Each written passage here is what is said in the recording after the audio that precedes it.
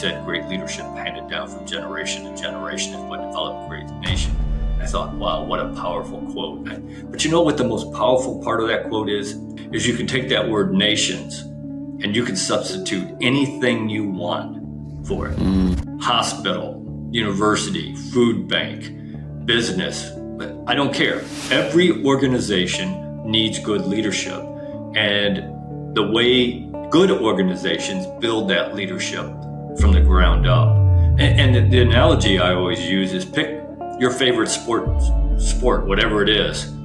The teams that are always at the top are the ones who build their teams from the bottom. They build them from the bottom up. They're the ones that are consistently the best. And I think companies are the same way.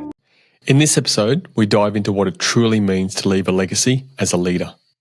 My guest, retired Lieutenant Colonel Oakland McCulloch, brings over 23 years of military experience and an impressive record of leadership in both combat and disaster relief operations. His leadership journey is built on service, trust, and a passion for creating the next generation of leaders.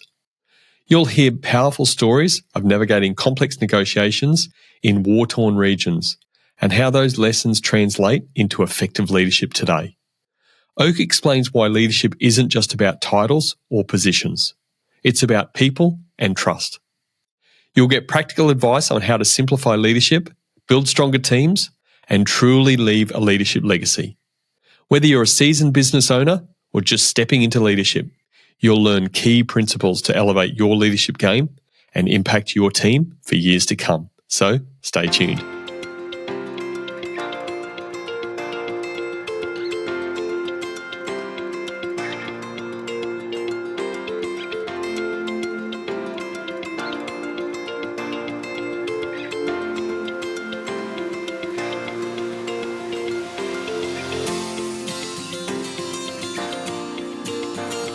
Oak, welcome to the Cultural Leadership Podcast. How are you today, buddy? I'm doing really well, Brendan. Thanks for having me on the show. Mate, thank you very much for coming on. Now, I've learnt in our bit of a pre-conversation to hitting the record button, you've done 195 plus podcasts, so pretty experienced dude. But what I want you to tell me is, give us a bit of a flavour of what your best podcast experiences look like so far, and give us a flavour a bit of what your worst podcast experiences look like so far. Oh, that's a great question. I don't know that I've ever had anybody ask me that. So for me, I'm very interested, mate. I'm very interested. Yeah. Hopefully, we're going to fall somewhere near the top, the most experience, the best experience. Yeah, I hope. I have no doubt this will be.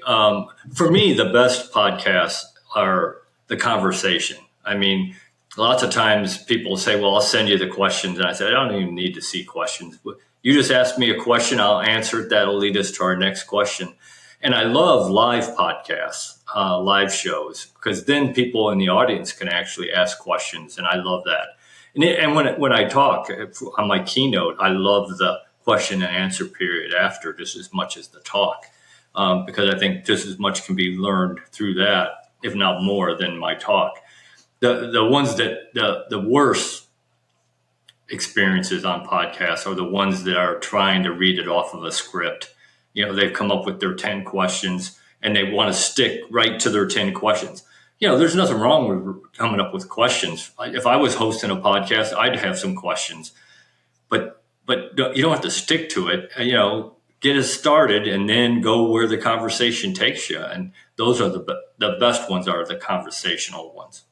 Love it, mate. Well, certainly on Cultural Leadership, we pride ourselves on having genuine conversation and good conversation. So hopefully we can live up to that, mate. And you and I met a little while ago. We had a fantastic conversation on Zoom, I think, at the time, and we'd met through LinkedIn. So, yeah, I'm really looking forward to this, mate. So how about give our listeners and watchers a bit of a background on Oak. You've got unbelievable experience in the US Forces. So, tell us a bit more about that. So what's led you up to where you are today, buddy? Right. So I did 23 years on active duty in the Army. I was a combat arms officer. Started off, I did my first 5 years in the infantry. And then I switched over to armor cav. So I got to ride around on some M1 tanks for a while.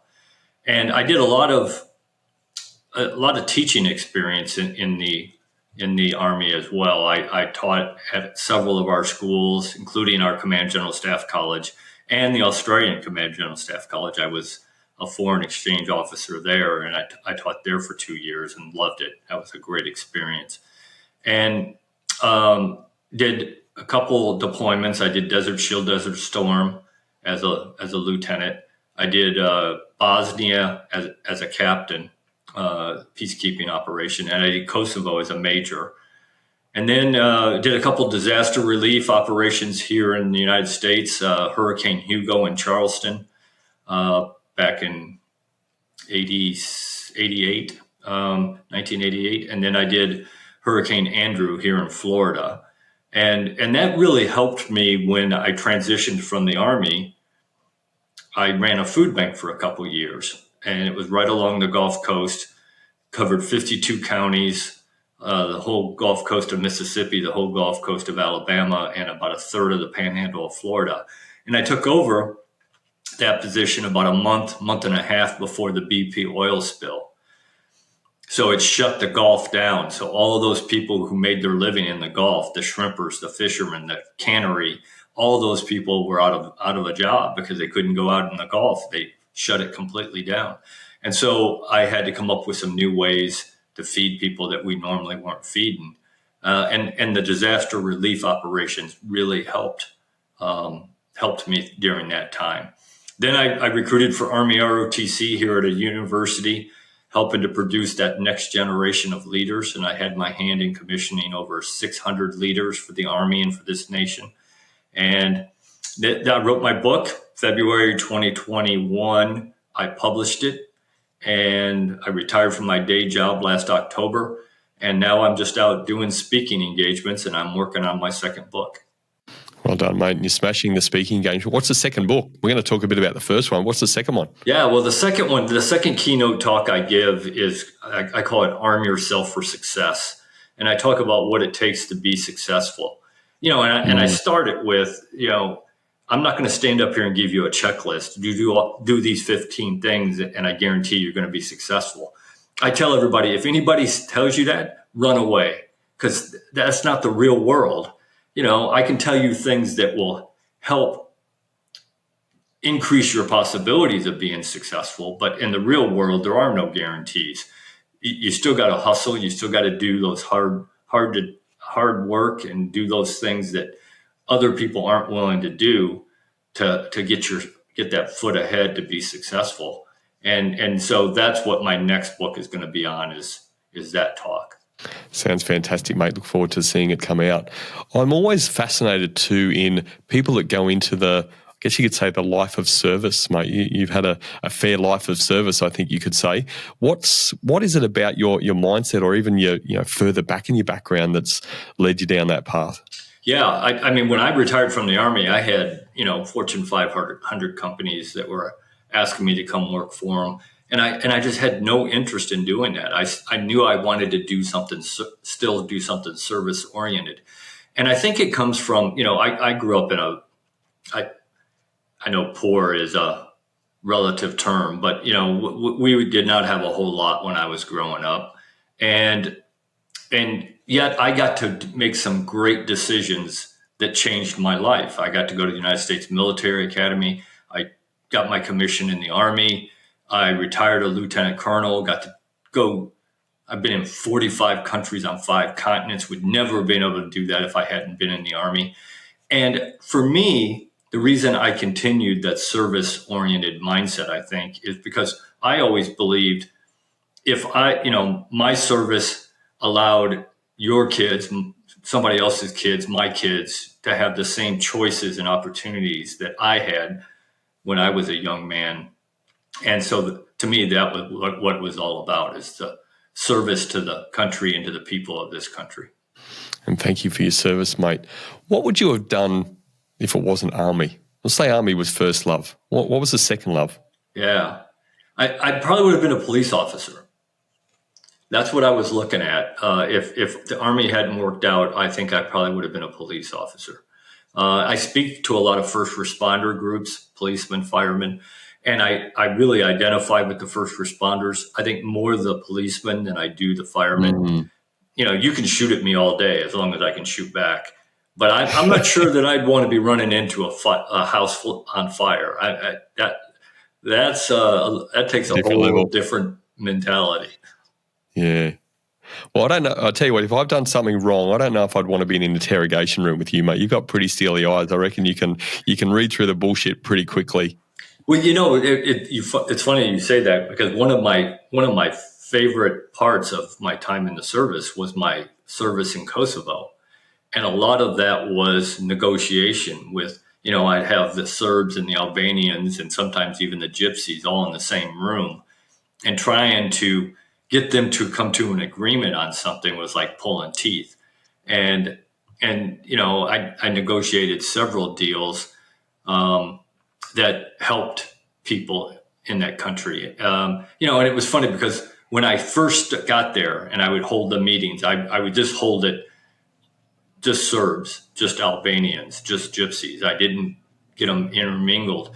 And every meeting would start with the first 15 minutes. The Serbs were telling me every bad thing the Albanians had done for the last 2,000 years to them. And the Albanian meeting would start with, the Serbs have done this to us for the last. And finally, I just said, look, I'm a history major. I know all of you people have done bad things to each other. Don't care. Moving forward, if we want to make this a good place to live for all of you, we got to move forward from that. And I finally got them on board with that. And then I started bringing them together. And the first couple were pretty, there was a lot of tension in the room the first couple times that I brought them all together. But eventually it got to the point where they were pretty civil to each other, and we actually worked some things out. There was a stone quarry that before the fighting all happened, the Serbs owned it. Afterwards, the Albanians owned it. Well, the Albanians didn't have any Serbs working there, and they couldn't do any work because we wouldn't let them have explosives. So one of the meetings, I said, look, I'll bring the explosives in. The United States Army will contract somebody to bring it in. We'll do the explosions that you need. They'll leave and you can deal with the rock and do whatever it is you got to do. I said, under one condition, you got to hire 5 Serbs. And it took me about 2 or 3 meetings to get them to agree to that. And they finally did. And we got 5 Serbs working there. By the time I left there in 9 months, I think we had 15 Serbs working at the stone quarry. And I did the same thing with a meat packing plant. It was the Serbs owned it, no Albanians working there. And I said they needed a new, I don't know if it was a generator or a cooler or something. And I said, we can make that happen. I said, but you got to hire some Albanians. And I think by the time I left there were 10, 12 Albanians working at the meatpacking plant. So that was really interesting to me, doing the negotiation piece of it. I had never done anything like that before, and it was interesting, and I think. And I got to be pretty good at it, I think. Mate, it sounds like you did. Some pretty decent negotiations, a great story. What was it that sort of triggered your thinking about, you had them sort of coming in and talking, negotiating separately and moving to a place of we need to be in the same room? Yeah, so I knew if we wanted to turn this thing around, and look, I'm not naive. We in America and in Australia, we think we know what hatred is. We have no idea what hatred is. I'll give you an example. I was going to a meeting, and one of the Serb priest, the highest priest in our sector, he didn't have a way to get to the meeting. So I went and picked him up, and I was going to take him in my Humvee. And en route to the meeting, I got a call from one of my platoons saying, there's a disturbance in this town. We need you here. And I said, okay. Well, it happened to be an Albanian town. So I'm taking this Serb priest into an Albanian town. And we got there, and I got out of the Humvee, and I looked at him and I said, do not get out of this vehicle. I said, if you get out of this vehicle, I can't help you. You're on your own. You stay in the vehicle, we will protect you. And he did. He wasn't stupid. He stayed in the vehicle. But I came back, getting ready to get back in the vehicle, and there was this probably a 5-year-old Albanian kid who walked up, realized that was the Serb priest, and he went like this. 5-year-old kid. So the hatred that the parents had already infected the kids. So you're not going to change the parents. No way. All you can, best you can do is get them to where they will act somewhat civil to each other. You're probably not going to change those kids. You might change some of their kids, but to really make a change, you're probably going to have to change their kids' kids. So you're talking 50 years to really make a change. And we saw that in Northern Ireland. It took about 50 years to get to where we are today in Northern Ireland. It's still not perfect, but it's sure a heck of a lot better than it was. But it will take about 50 years to make that change when you talk about the hatred that they have against each other.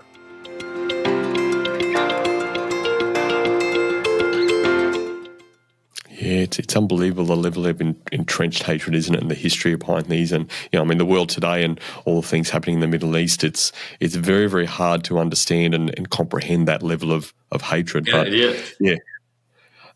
How do you, given these, and you're just sharing a slither of some of the experiences you've had and the wonderful opportunities you've had as well on the back end of some of those precious situations.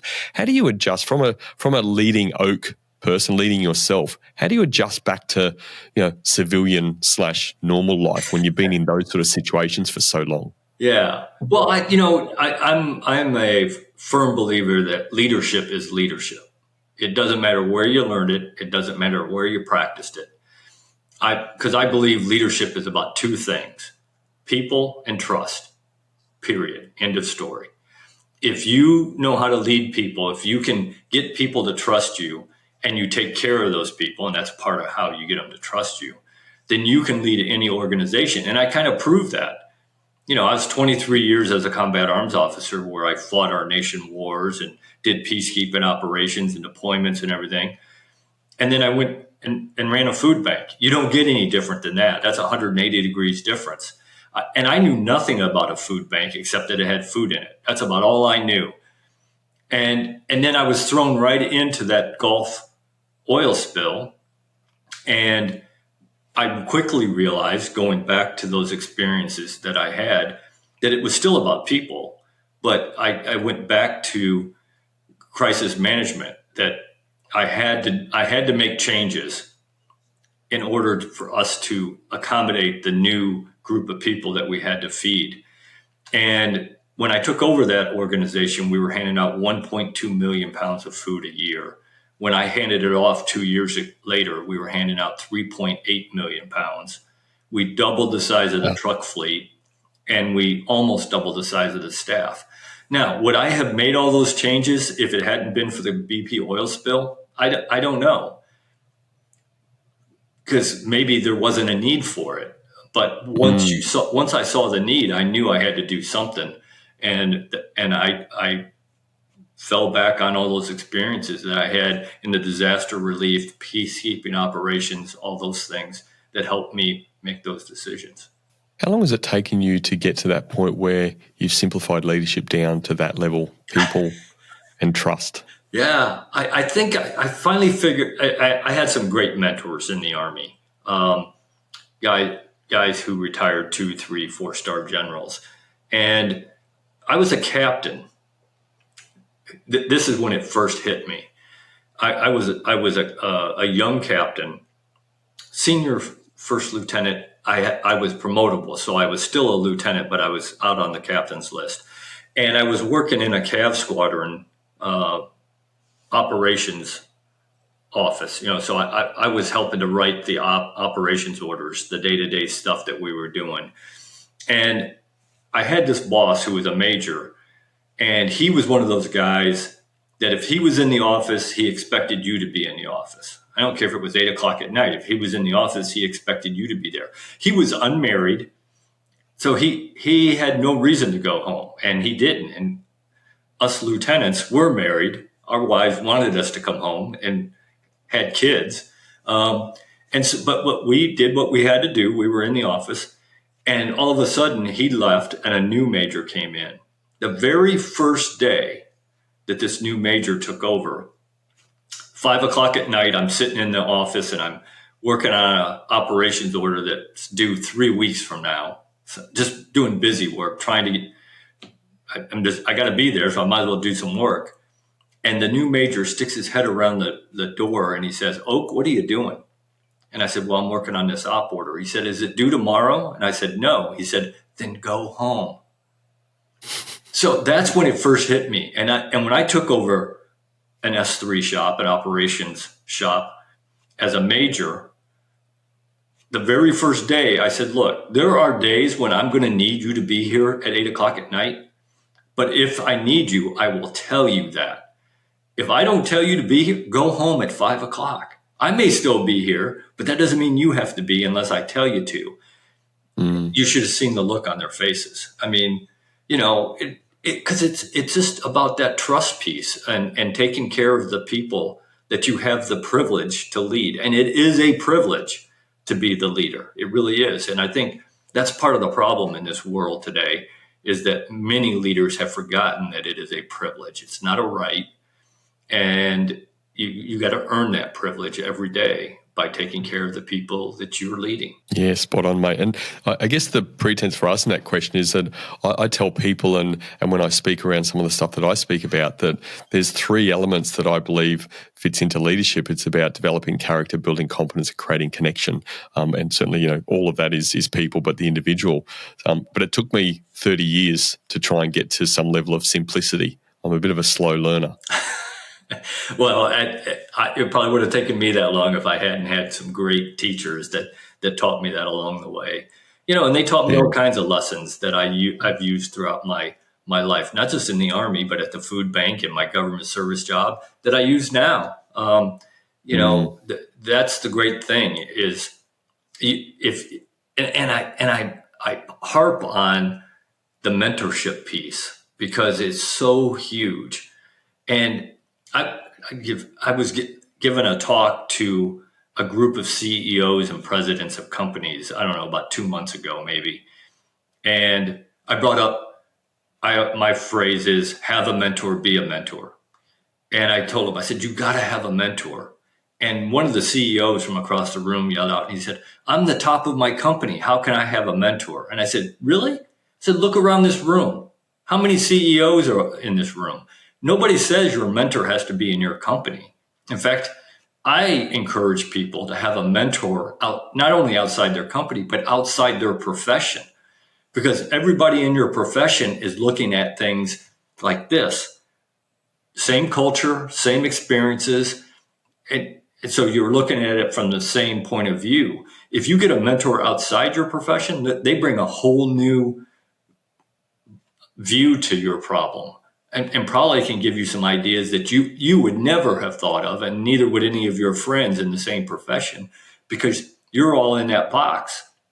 Somebody outside that box is looking at it a whole different way. Yeah, spot on, mate. We will duck back a bit to mentorship, but what I want to just attack first is obviously your leadership legacy, and before we explain that or get you to explain that, given your broad experience and the amount of areas you could have focused on within this big bucket of leadership, let's say, and again, I know you've simplified to people and trust, which is fantastic. Why did you choose this path, at least to get on now that you're speaking, you've written the book and stuff, and that leadership legacy side? Why was that part so important for you to get that message out?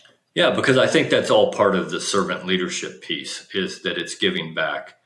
And where it really hit me, I think I always understood that from the time I came into the Army. Certainly by the time I was a captain in the Army, I kind of understood about the legacy piece of it. But when it really hit me 100% is, and there's a quote in my book that I use, and I love it. It's called, and the quote goes, "Great leadership handed down from generation to generation is what develops great nations." And I thought, I wish I could take credit for that quote, but I can't. Master Sergeant David Powell, who worked for me, who I still stay in contact with today, he worked for me. And I say he worked for me. He was probably a better leader than I was. And one day we were talking about the significance of what we were doing in our ROTC program, producing that next generation of leaders for the Army and for the nation. And he looked over at me and he said that quote. He said, "Great leadership handed down from generation to generation is what developed great nations." And I thought, wow, what a powerful quote. But you know what the most powerful part of that quote is? and this is why I think it's so important, and I use it even no matter what profession I'm talking to, is you can take that word nations and you can substitute anything you want for it. Mm. Hospital, university, food bank, business, but I don't care. Every organization needs good leadership. And the way good organizations build that leadership from the ground up. And the analogy I always use is pick your favorite sport, whatever it is. The teams that are always at the top are the ones who build their teams from the bottom. They're not the ones who go out and trade for that one player or sign them for 1 year for $10 million a year. They build them from the bottom up. They're the ones that are consistently the best. And I think companies are the same way. That doesn't mean that every once in a while in a company, you don't go outside the company to get some superstar to be an officer in your company. But the majority of your leaders you need to build from the ground up with that professional development program to help develop that next generation of great leaders. And it's so vital because we are going to reap what we sow. I promise you. If we don't do a good job of helping to create that next generation of leaders, we deserve everything we get. And old people like me, I always tell, when I'm talking to a bunch of old men and women in a conference, I say, look, we are all going to leave our position one way or another. You're either going to retire, you're going to fire, you're going to get fired, you're going to die. One way or another, you're leaving that position at some point. And if you haven't done a good job of helping to create the people who are going to take your position, shame on you. Yeah, spot on, mate. How do you define leadership legacy? What is that definition for you? Just so we can, again, bring all of our community onto that same page of what we're talking about. Right. So obviously, that's what I titled my book, Your Leadership Legacy. So I get asked that question a lot. Obviously, legacy means something to me or I wouldn't have done that. And to me, it has two parts. A very small part of your legacy is what you actually accomplished in the organization you're in. Now, that's important because in the real world, results do matter. Maybe in fantasy land where everybody's a winner and everybody gets a trophy, maybe not. But in the real world, results do matter. So I'd say 20-25% of your legacy is that. And here's why I think it's that small part. Because if you tie your legacy to what you did in that organization, when you leave and the next person comes in and they change everything, what's your legacy at that point?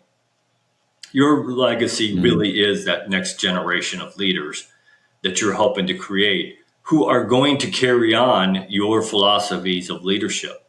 Those things that I picked up from those 2, 3, 4-star generals along the way that I then passed on to the over 600 lieutenants that I've helped create, who then they will pass it on to that next generation. So if you look at your legacy that way, you could affect your organization for the next 10, 15, 20, 30, 40 years. Whereas if you look at it as just what you did in your organization, your legacy has a very short lifespan. That sort of feels like I agree. It feels like that's what would be a major difference in the leadership mindset from the standard commercial world that I live in versus that serviced armed forces world that you've spent a lot of time in. I think you're right. When I explain that to some of the business conferences that I talk at, I get that deer in the headlights look. They just can't even understand what I'm trying to say. But then afterwards, a lot of times, a lot of people will come up after I talk, and they'll ask me questions, and I'll spend a little bit more time with them and make them understand that because I always get this when I say that, and I say being a leader isn't about you; it's all about your people. I always get somebody, especially young people, who walk up and say, "Well, Colonel McCullough, I really want my next promotion. I want my next pay raise."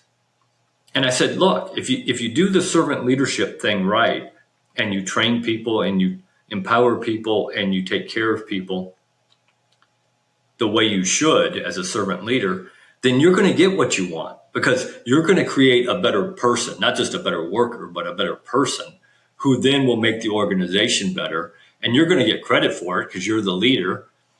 So you're going to get what you want, but you got it for the right reasons, not because you were greedy or selfish, but because you helped somebody else.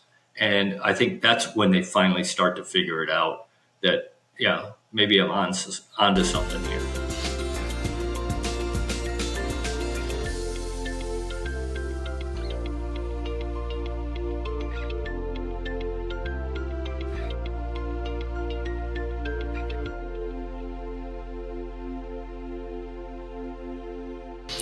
I work with a number of business owners over the course of having my own business.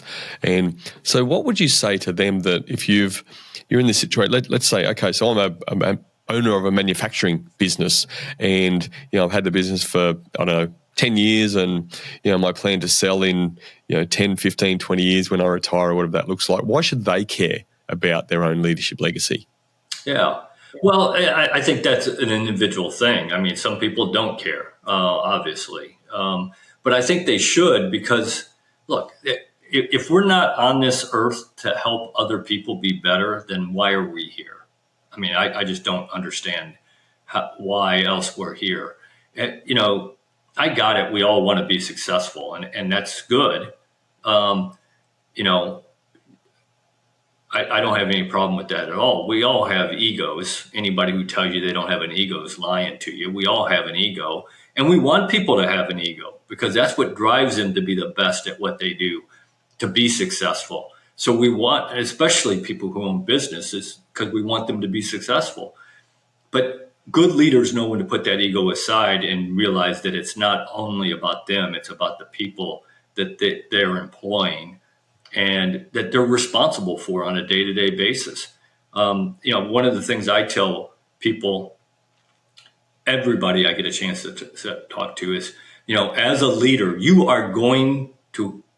going to have an impact on somebody in your organization every day.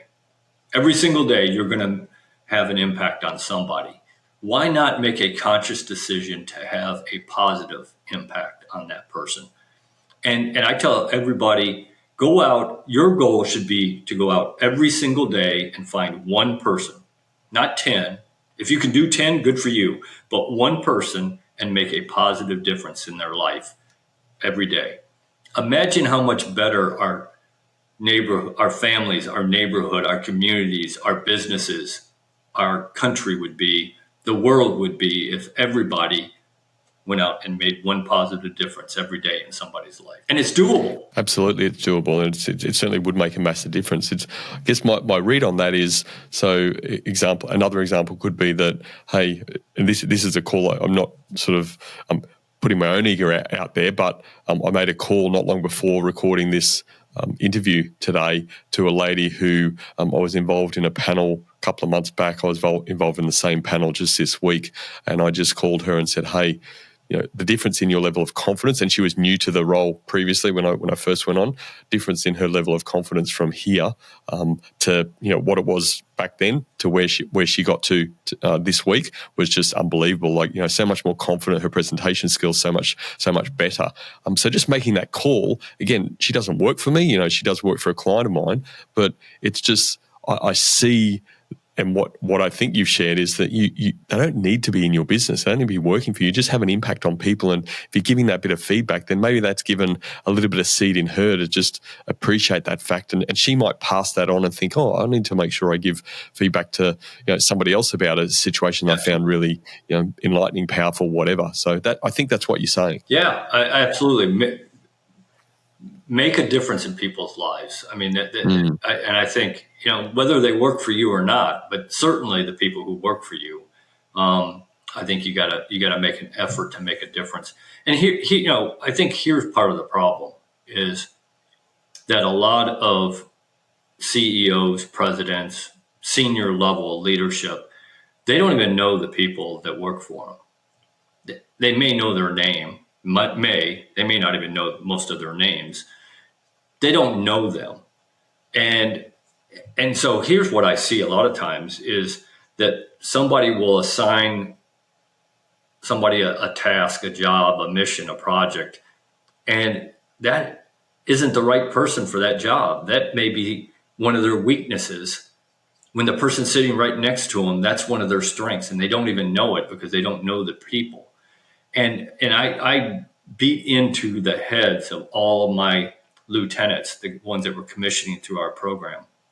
I said, the second goal that you should have as a leader is that every day you should go find one person in your organization and find out something new about them. Not about work, eventually about work, but start off with personal. What's their spouse's name? What's their kid's name? What sports do their kids play?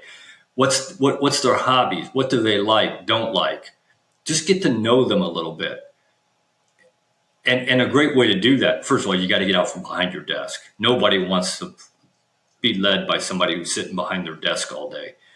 Get out from behind your desk and walk around and ask questions. And a good way, I had a boss who retired a three-star general.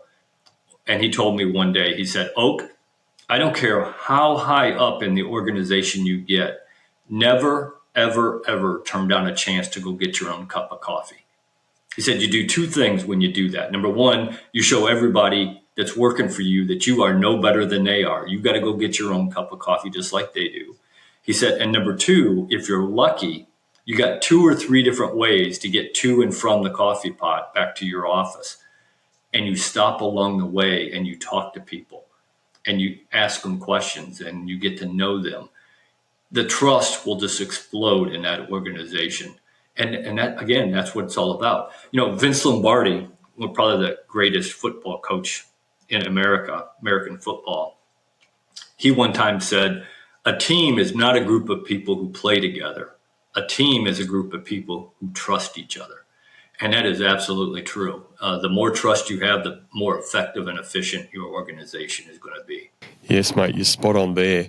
What's one of the strangest or maybe one of those deer in the headlight questions you've got when you're talking to, say, corporate audiences around this? And again, the reason why I ask that is because you've just, like, everything you say is, in my head, in my world, is common sense. And I know that people know that it's common sense. You know, these leaders in a room that you're talking to, CEOs and stuff, they know it. But there's a big chasm generally between that knowing and then doing and applying. So I just wondered sort of what sort of question or questions have you got from audiences that you're on stage and you're thinking, they just don't get it. Yeah. Or that person just does not get it. Yeah. Well, I think the big complaint that I always get is, of course, I don't have enough time to do that. And then that leads me into then you're probably a micromanager. And how you prevent yourself from becoming that. But this is what I tell them. Look, there are certain things that only you, the leader, can do. And if that wasn't the case, then why do we need you? There are some things that only you can do. If you're doing anything other than what only you can do, then you are cheating other people out of an experience. Delegate that stuff, empower people to be able to do those things, but delegate it to them to do the one, and the next layer of leadership should have things that only they can do. And then the next layer. And then eventually, if everybody is doing that, then it frees up a lot of time. And that allows you to get out there and spend time with the people. And maybe you don't go down every day all the way down to the guy who's putting the part on whatever vehicle you're making or machine that's being made, but at least get down to the next level of leadership. And then if you do that, you're setting the example and they'll get down to the next level. And so somebody is getting down to that person who's actually doing the work and make sure that they're feeling like somebody cares about them and that they're taking care of them. But circling back to the sort of entrenched hatred that we spoke about, or you spoke about, and the generational, several generations to change that. How long do you think it's going to take from a leadership CEO level perspective to start to get your message out there? A great message, and it's shared by many, but to get that message out there so that we're starting to actually make real traction in this marketplace, and we're changing the mindsets, and people actually feeling like they're actually being led by people that actually do care about them as people and have developed that trust, as you say, those two pillars, because they are absolutely bedrocks. Yeah, I think that's a great question, and I think that certainly we got to start teaching it at the young level, because if we don't start there, I mean, we at least got to start it going up the ladder as well as coming down. Look, some CEO that's been. Sounds like your next book needs to be a kid's book, mate. Pardon? It sounds like your next book needs to be a children's book. Yeah. Well, I never, ever turned down a chance to talk to young men and women. I was just in Wisconsin last week, and I spoke to two different high schools. I spoke to a public high school and a private Catholic high school. And between the two of them, I think I talked to about 275 high school students. And you'd be surprised. The questions they ask are unbelievable. And I think they probably get it better than some of the CEOs get it, because this generation understands. They understand the people part of it. They're not very good at face-to-face talking, but they do a lot of good stuff on their phones and that. So I think they understand the people. I read a thing that said that the average young person today, they consider somebody that they've never met in person, that they have a relationship online on their social media. They consider them just as good of a friend as somebody that they've known all their life. So they understand it's about people. And so I think if we can get that message to them early, that they will start to carry it up.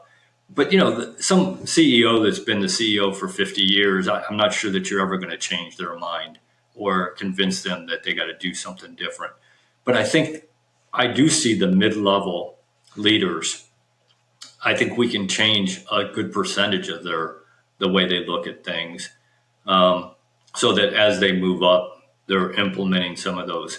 But I think it's going to, the majority of the change is going to come by teaching the young generation, that's the aspiring leaders and the brand new leaders that just took over as a leader. That's where I think we're going to make our money.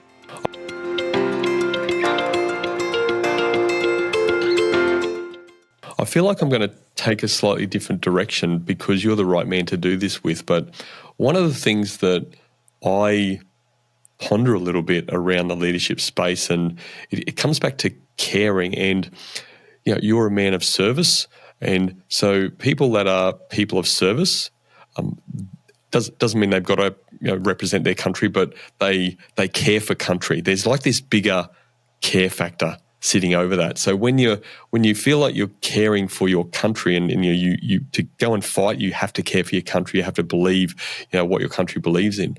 In the world, and I guess I'm probably talking a bit more about the US because we see that in our news here and also in Australia. There's almost like this generation of being told that their country is a bad country. They've done terrible things, and like you shouldn't care so much for your country. So therefore, when I take that pillar there, why should I care about caring for other people when I haven't got this greater thing that's sort of overseeing that?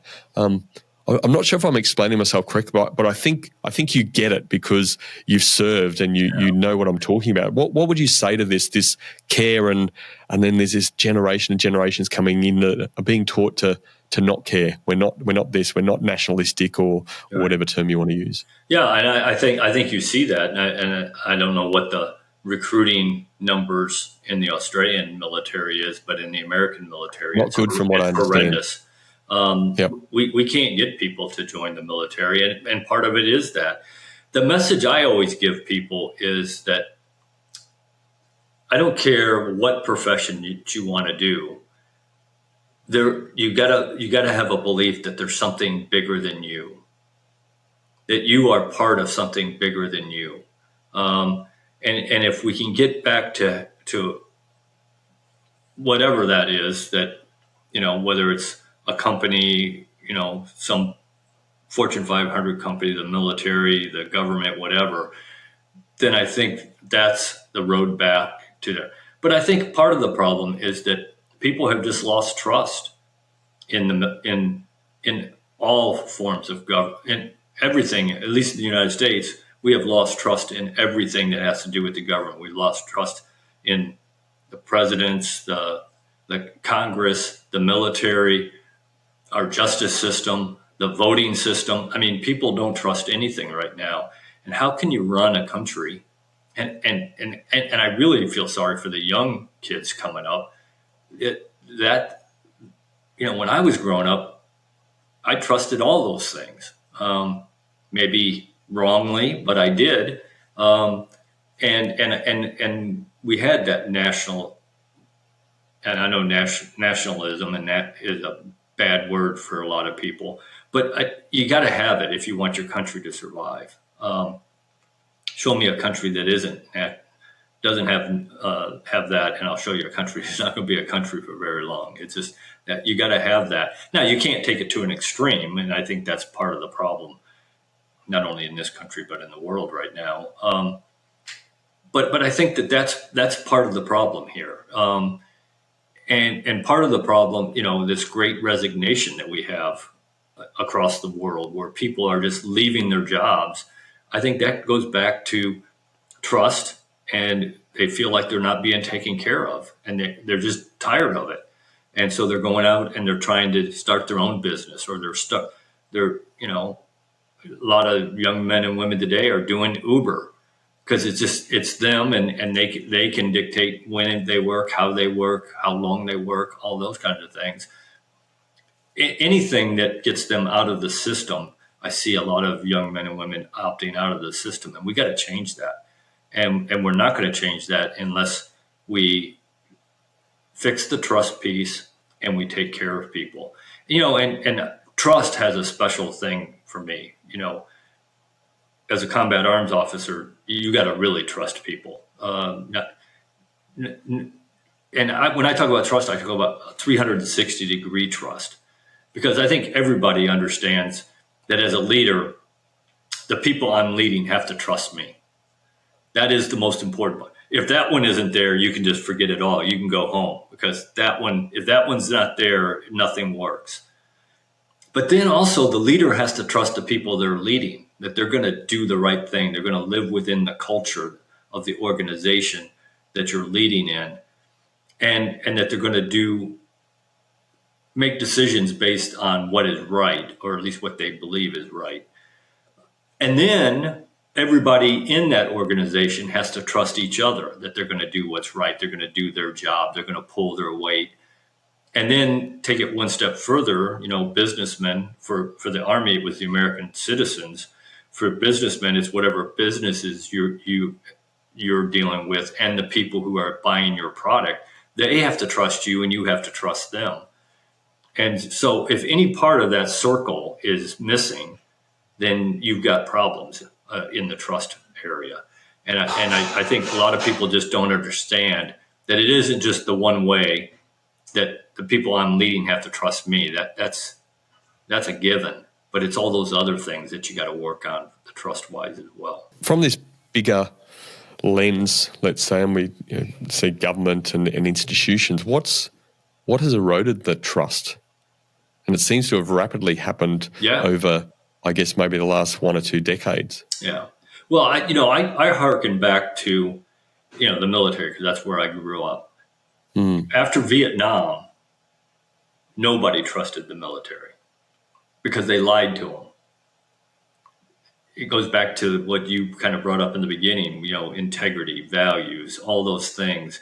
And we see that they are lying to us. They're not doing the right thing. And leaders do the right thing because it's the right thing to do, not because somebody's going to check up on them or somebody's watching. They are going to check up on you, and they are watching, but that's not why a leader does the right thing. They do the right thing because it's the right thing to do. And I don't see a lot of people doing the right thing. One of my favorite quotes, and I use it all the time, is by Tocqueville. And he said, America is great because America is good. If America ever ceases to be good, America will cease to be great. And I believe that. And I think over the last 20, 30 years, we've stopped doing a lot of good things and we're doing things that aren't good. And the American people are finally seeing that. And because of that, a lot of the trust is gone. Look, I still believe that the West is most Western countries are still far superior to other countries. And again, I've been in 45 countries on 5 continents, but we could be better. But we're not going to get better if we don't have leaders who are doing the right things. And I just see a lot of leaders today not doing the right things.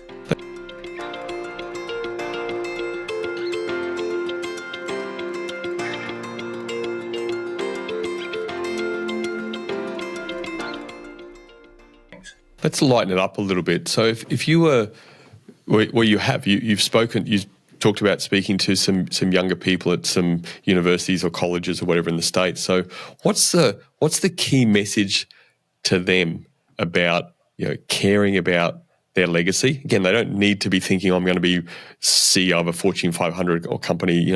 Every day they've got a chance to lead themselves and have an impression on other people. But what is your message to them about what are those first steps you can take to start thinking more about this and actually transferring that thinking into action so that we do start to implement some change? Right. Because, leadership is an action. It's not a title. It's not a position.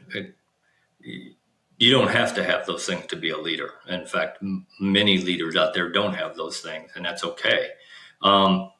But I break it down to some very simple things. I talk about servant leadership, that we've already hit that. I talk about communication, because I think, and those are the first 2 things I talk about, because I open my talk, I say, look, we're talking about leadership today because leadership is the number one thing that will determine whether or not your organization has the chance to be successful. There's no guarantees, but if you got good leadership, you got a chance of being successful. Communication is the second thing that determines whether or not you are going to be successful or not. And that's individual communication if you want to be successful individually. But as an organization, you got to have good communication inside your organization. And I always tell people, look, it's never as good as you think it is in your organization. You may think it's good, but I promise you it's not as good as you think it is.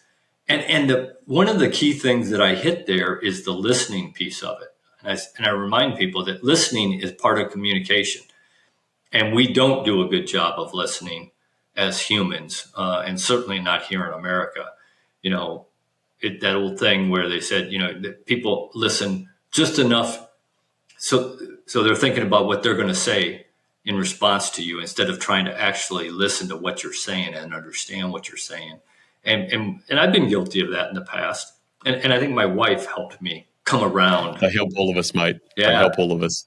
Yeah, absolutely. She helped me understand that the listening piece was very, very important. And so I try to do that. And then I talk about some very, just some principles that I think everybody needs to understand, problem solving, decision making, professional development.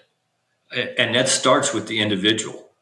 You got to want to develop yourself professionally in whatever it is that you're doing. And that's going to take you reading and doing some things on your own. Now, look, every organization should have a professional development program. Unfortunately, many don't. And I hammer CEOs and presidents of companies that they got to have a professional development program, not just a leadership development program, but a professional development program for everybody in the organization. And so to me, that's a real key thing. And part of that for me is the reflection piece. Because I talk about habits and motivation and self-discipline and a key point of reflection. We don't do a good job of reflecting as leaders in any profession. I think we in the military probably do a better job of it than most companies, but we still don't do it well enough. It feels like now is a good time because a number of those things you talk about, I relate back to sort of mentorship. If you've got that can really help, I guess, remove some blind spots there. But also it's that guidance piece, isn't it? So, do you ever come across companies that you're involved in that actually have mentorship programs? And if so, what does that look like? So I have come across one, at least Excellent. one, where when they hire somebody new during the onboard process, they assign somebody from the company to be their mentor, to help them get into the company, to answer questions about the community, to answer questions about the company, and kind of artificially make a friend inside the company. Hopefully that takes off and it works. Some probably do, some probably don't, but at least it gives them that somebody in that company cares about them. And if they got a question or an issue, they know they got at least one person they can go to that will, if they can't handle it, they know who can. Whereas if you're new to the company, you don't know anything. So, and it seems to be working in that company. As I go around, because when I go into a company, I spend the first day or two talking to the senior and upper leadership. And then I try to spend the last couple of days down with the worker bee, with the average Joe who's actually doing the work in that company. And I ask them questions, what's the number one problem in this company? Do you feel like you're part of a team? Is there a community here, or are you just coming to work for your 8 hours, drawing your paycheck and going home? And so I try to get to those things. And if we have that problem, then I go back to the CEO and the senior leaders. And I said, these are the issues that you really got to work on here in the next quarter, next year, to try to fix that if you really want to have a team here instead of just having somebody who comes to work. And that makes a huge difference. It really does. I always love to hear what issues stick in the mind, mate. Have you got one that stuck in the mind that sort of caught you a bit? Oh, okay. That somebody has told me. Yeah. An issue for them in the company, because again, issues can be very, very personalised, can't they? Yeah. So the one guy, he just started at this company, and his wife came down with, I think it was cancer, or it was some horrible disease. I can't remember if it was cancer or not. And he went to his boss and said he needed to take some time off. And his boss said, sorry, you can't, you haven't earned it yet. It's like, wow. You're talking about not taking care of people, I mean, who cares? If you want that guy to stay with you, you better let him take care of business at home. Work My around it philosophy somehow. was always, if you came up to me and said, hey boss, I need 2 hours off. I got something I got to do. I said, okay. Now, if you came up every day and told me that, then I'm going to ask some questions. But if you come up once a month and you tell me you got to take an hour off, 2 hours off, let's go, because that's what they remember is how did you treat them? And they don't remember very much of anything else, but how you treat people is what they're going to remember. And, you can talk the talk all you want, but they'll quickly figure that out. Growing up, my father used to tell me, son, if you say one thing and you do another, what you do will be believed, not what you said. And so you really got to follow through. And that's one of the points that I try to make to especially aspiring or young leaders is that you really do have to live what you're talking, because you're going to be judged by it, whether you like it or not. They are going to judge you on what you actually did, not what you said you were going to do. Mate, what advice do you give to people, to up-and-coming leaders, to current leaders, to business owners, where you've had access to quality, like you said, 2, 3, 4-star generals that have given you mentorship guidance along the way and really positive role models. Not everyone has access to that sort of level of people, but they've certainly got access to people in their network. What advice do you give them to consider about finding or seeking some mentorship in some, whether that's life in general or for some specific moment in time? Right, absolutely. I tell people, just like the CEO, you're telling them go find somebody in this room, find somebody outside your profession. But and I always emphasize that for somebody to be your mentor, 3 things have to happen. They have to have something that you need, some knowledge, some skill, something that is beneficial to you. Number 2 is that they have to want to do it. And number 3 is that, just drew a blank. What the third thing I emphasize to them. They got to have something that you need. They got to want to do it. And I can't remember the third one right now. But really, I mean, We'll always come back to you, mate. Yeah, but those 2 things right there are enough. They gotta want to do it, and they gotta have something that you need. Otherwise, what's the benefit of it? And then I emphasize to them that when that happens to you, you got to go find somebody to be a mentor for. And the young people that are just starting out, as I always tell them, look, if you don't have anybody stepping up to be your mentor, then go find one. Because I promise you, somebody out there that would love to be your mentor. They just may not know that you need one, or that you would want them to be your mentor. But go find a mentor, because you got to have a mentor. It's huge. It makes a huge difference in your life, in your professional life, and can be in your personal life as well. Would you consider mentor and role model as the same thing or something different? No, I think that they can be the same thing, that your mentor can be your role model, but they don't have to be. I think role model is just somebody you look up to that you would like to be like, whereas a mentor has information that you need that teach you how to be that role person that you're looking up to. So I don't think that a role model has to be a mentor, but I think a mentor usually is a role model. Otherwise, why would you want them as your mentor? So I think that they aren't mutually exclusive, but I think that the mentor is the reason that you picked that person, or you trust that person to be your mentor, is because they are one of your role models. You may have a role model that isn't your mentor.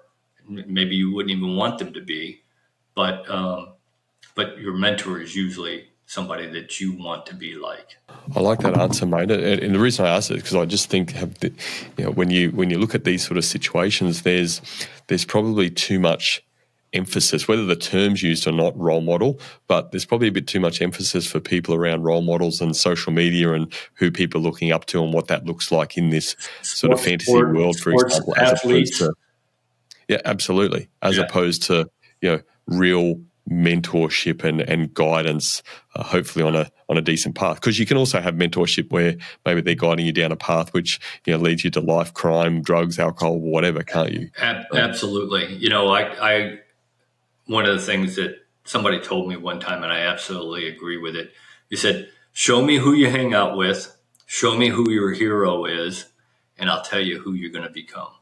I think that has a lot. I think that has a lot of validity to it.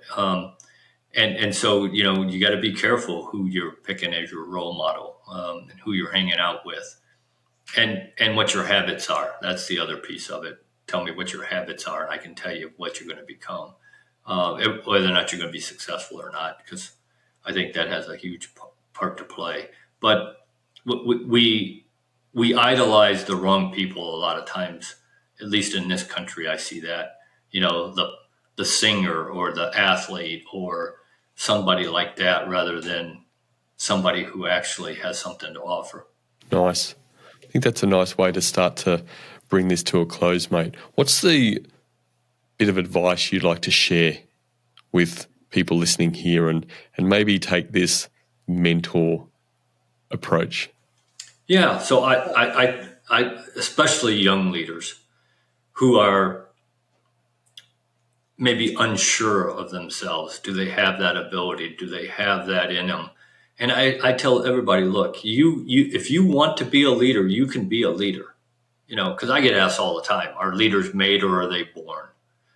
And I think that there is a combination. And if you don't believe me, go out to any playground where a bunch of 5, 6, 7, 8-year-old kids are playing. There's a leader there. Nobody made that kid the leader, but everybody's following somebody.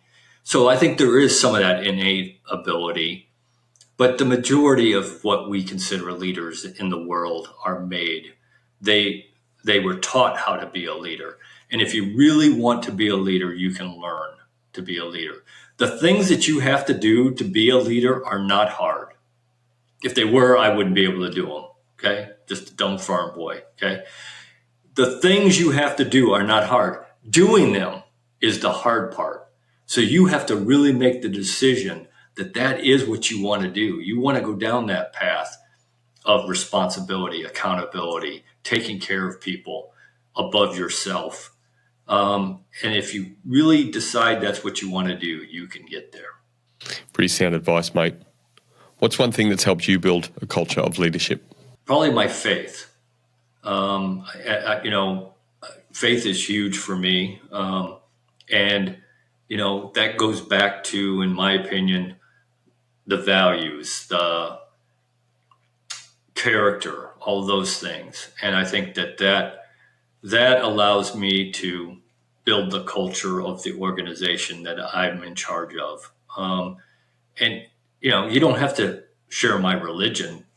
Most religions believe in the golden rule and, the morals and those kinds of things. So it doesn't matter what religion it is. But I think faith plays a huge part in good organization culture, because it goes back to the values, and that's what culture is a shared value. Love it, mate. I think that actually, although you haven't used the word again at the end into leadership legacy, but people believing in something, having faith in something, it doesn't even need to be religion, but there's core values around that, and Sure. and what people align with makes a big difference. So then, as you've said through this conversation, you start to get to know yourself better. You start to have faith in you as a person, which gives you faith as a leader of yourself or your family or your organization, whatever that sits. So, mate, really sound advice coming from a very, very experienced person. Yeah, and it starts in your family. I mean, if you're going to be a leader, you got to be a leader in your family first. If you can't lead your own family, how are you going to lead 50 other people? I mean, so I think that's where it starts, and it really is, like you said, the value piece of it. No matter how that comes to you, whether it's through your faith or how you were raised, whatever, but the good values and integrity and character, because those are essential, not only for a culture, but for you as a leader. 195, 196 maybe episodes now or podcasts now. So I hope it's been enjoyable for you. I've certainly had great time sort of grilling you with some of these questions and getting some of these answers out of you, and fantastic advice you've given, mate. So thank you very much for that. I also think that, again, you've got this, you've got a, what's the right word to say?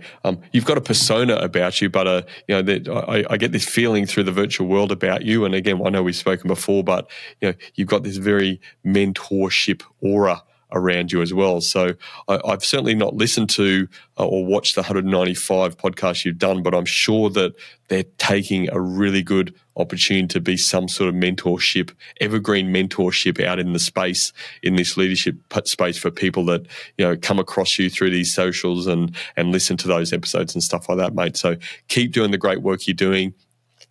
Keep getting the word out about the Leadership Legacy book and speaking to the right people and really fighting the good fight, mate, and all the best as well on the second book and the third children's book as well. Yeah, well, thanks, Brendan. I appreciate that. Mate, it's been an absolute pleasure having you on the Cultural Leadership. Thanks for being a fantastic guest. These were my 3 key takeaways from my conversation with Oak. My first key takeaway: Confident leaders know trust is the foundation of leadership. Trust is a two-way street. Leaders must trust their teams, and team members must trust their leaders. Oak emphasises the importance of earning trust through transparency, consistent behaviour, and by taking care of your people. Without trust, leadership falls apart. My second key takeaway: confident leaders see developing future leaders as their true legacy. Your leadership legacy is not defined by your own achievements, but by the leaders you help develop. Oak shares how the greatest impact a leader can make is through mentoring, guiding, and preparing others to lead, ensuring that your leadership principles continue long after you've moved on. My third key takeaway: confident leaders prioritise people over results. While results are important, Oak explains that a leader's primary focus should be on developing people. When you invest in your people and help them grow, the results will follow naturally. Leadership is about creating an environment where people feel valued, supported, and empowered to reach their full potential. So in summary, my three key takeaways were: confident leaders know trust is the foundation of leadership. Confident leaders see developing future leaders as their true legacy. And confident leaders prioritise people over results. Thanks for joining me, and remember, the best outcome is on the other side of a genuine conversation.